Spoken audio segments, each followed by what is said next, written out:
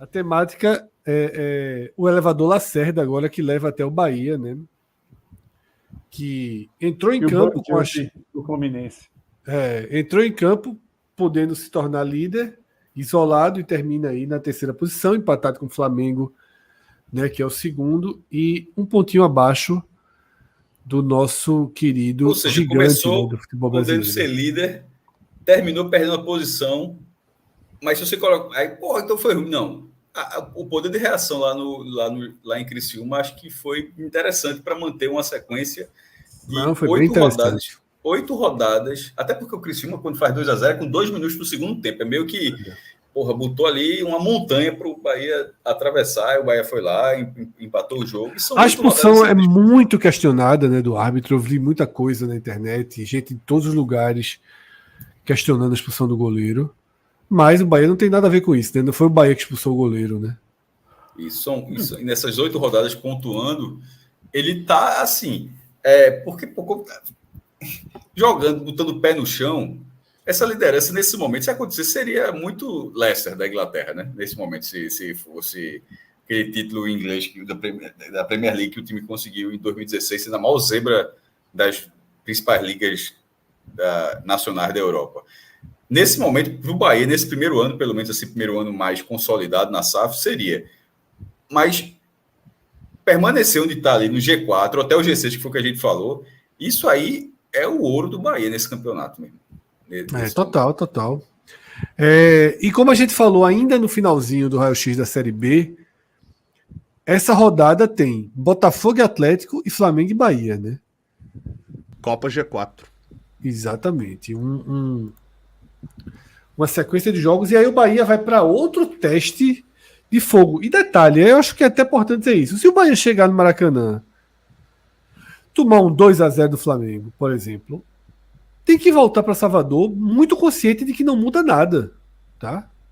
Porque a boa resistência contra o Atlético, a ótima resistência contra o Botafogo, não significa que essa regra vai prevalecer sempre, né? Não significa que essa regra vai prevalecer, aconteça o que acontecer, seja lá contra quem for. Então eu acho que o Bahia tem que em algum momento, e eu acho que não sei o quanto isso está claro na cabeça dos torcedores, entender que a disputa pela primeira posição ela é quase uma consequência que o Bahia deveria se preocupar se tiver faltando 10, 12 jogos para acabar e continuar ali. Hoje, de fato, é criar raízes dentro desse G6. E é por isso que eu digo, se por acaso o jogo fosse Flamengo e São Paulo, eu sendo torcedor do Bahia, torcia para o Flamengo.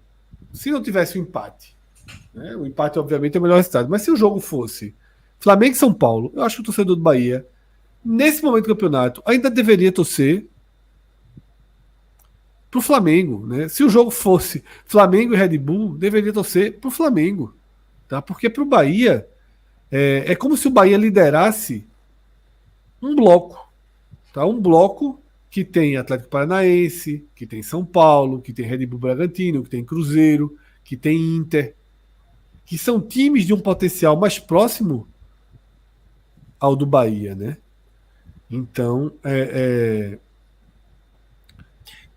a tentação da liderança é uma tentação inevitável. Veja só, eu tenho certeza que o torcedor do Bahia foi pro jogo do Criciúma, até porque ficar uma rodada na liderança é fazer um pouco de história, né?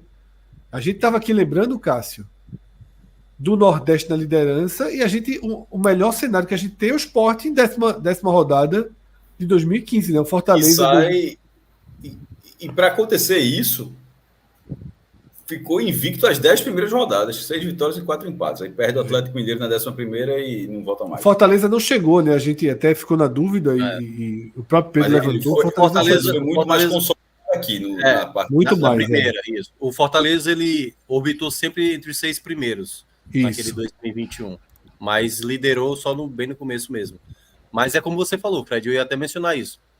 O Bahia, nesse exemplo, é óbvio que hoje não dá para você dizer pro torcedor, torce pro Flamengo aí. Não, ele quer que o Flamengo se lasque, o Botafogo se lasque e tal, ele quer assumir a primeira colocação. Mas, quando a gente mencionou, acho que umas 2 lives atrás, Quando tiver um resultado negativo, que poderia ter acontecido contra o Criciúma, aí você imagina, né? Se tivesse perdido para o Criciúma com aquela atuação que teve contra o Fortaleza. Já ia começar, tipo, ó, o time já não é mais o mesmo, não sei o quê. E aí eu acho que vai ter esse estágio de aceitação quando isso for acontecer, ou caso isso aconteça, porque pode ser que não aconteça. Então, se por acaso o Bahia passar por esse momento, é entender que se o Palmeiras passar, é exatamente isso que está no prognóstico inicial de todo mundo praticamente, né? O Palmeiras passar o Bahia, essa é a tendência no campeonato. Aí você tem que começar a olhar São Paulo, você tem que começar a olhar o Internacional, né? O próprio Atlético Mineiro, né? Que pode estar dividindo a atenção aí com Copa do Brasil e Libertadores. Mas o contexto do Bahia é não se perder durante o campeonato. Porque Total, em algum momento total. vai ter uma oscilação, que é natural. E ele tem conseguido, né, evitar os jogos que poderiam abrir uma curva negativa, né, que poderiam aumentar essa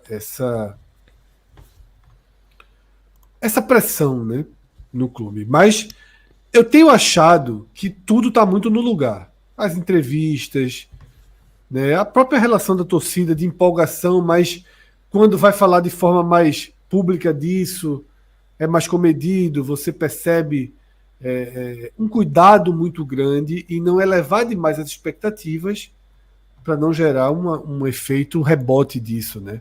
Que é um pouco que o Minhoca está falando, de não deixar que perder um jogo, perder dois, meu Deus do céu, estragou a campanha, não briga mais pela liderança, agora se contentar com... Não é isso, pô, não é isso, assim. O Bahia tem que olhar muito para ele mesmo, né? Seguir ali uma performance focada em si mesmo, tá? Para a gente fazer uma análise bem básica nesse momento, eu posso colocar as campanhas semelhantes para a gente ver como só foi. Lembrando aí, né? Porque nesse BI do Pedro aí tá 915 jogos pendentes para terminar a Série A 2024. Seria ótimo, né? Gabriel, né? Mas é porque lá tá como se tivesse 1000 jogos nessa Série A. Ou não, né? Ou não, né, também, né? Que tortura também que seria a partir de um determinado momento continuar vendo. Mas, enfim, do Bahia... alguma contagem ali tá errada, mas a gente tá com 25% quando é nona rodada ali, um pouco menos do que 25% do campeonato disputado. Do Bahia só vale um detalhe aí, que é assim, do que o Fred estava falando, um olhar que eu tava pensando, vendo o próximo jogo, né? Flamengo no Maracanã e Criciúma fora. É daquele tipo que você não... Não, Criciúma não, Criciúma já enfrentou. Não, então, Criciúma fora, com a sequência com o Maracanã, sim. com o Flamengo. Esses dois jogos é daquele tipo que, se você for racional demais, você pode até errar. É mais interessante pro Bahia conquistar 2 pontos nessa sequência fora de casa, empatar com o Criciúma, ainda mais com o roteiro que foi, indo buscar o resultado, e empatar com o Flamengo, do que se tivesse ganhado o Criciúma e perdido pro Flamengo, pensando na cabeça do torcedor.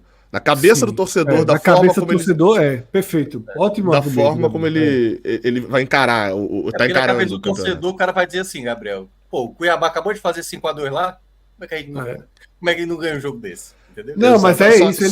Só que a vantagem de não perder pro Flamengo. A gente foi lá e empatou. Exatamente, é manter o Flamengo perto, seguramos o Flamengo, né? Porque a lógica seria melhor ganhar o Criciúma, você sai com 3 pontos, né? Você sai com exatamente, um ponto a mais. Né? Ultrapassaria até, né, o Flamengo nesse momento, por exemplo. Mas tá aqui na tela o desempenho final de outras equipes que tinham 18 pontos nesse momento do campeonato, né? Só 4 terminaram no G6, né? E outras 6 acabaram se perdendo pelo caminho. Eu diria que, na verdade, se perder pelo caminho, foram 4, né? Ali, Grêmio, Cruzeiro, Palmeiras e Ceará, né? Que Ceará foi o Ceará, aquele Ceará que vinha da Série exatamente. B, aquela largada absurda, né? Mas então, dá para considerar os que se perderam os caminhos. Dá porque assim, o Atlético Mineiro é como se fosse. É porque eu tô citando ali abaixo de 50, abaixo de 54 pontos, né? Abaixo dos 50.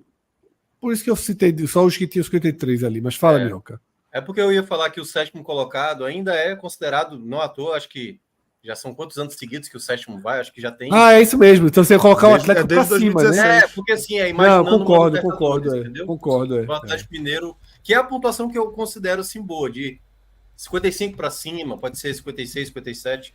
a depender do contexto. Mas fazendo metade dos pontos que o brasileiro dá de possibilidade... Briga por Libertadores. Aí você praticamente garante uma vaga no Libertadores. E aí seria mais ou menos metade. Então é isso. Campeão só foi um. Né, que foi o Cruzeiro de 2013. Vice só foi um. Esse número deixa mais claro que a campanha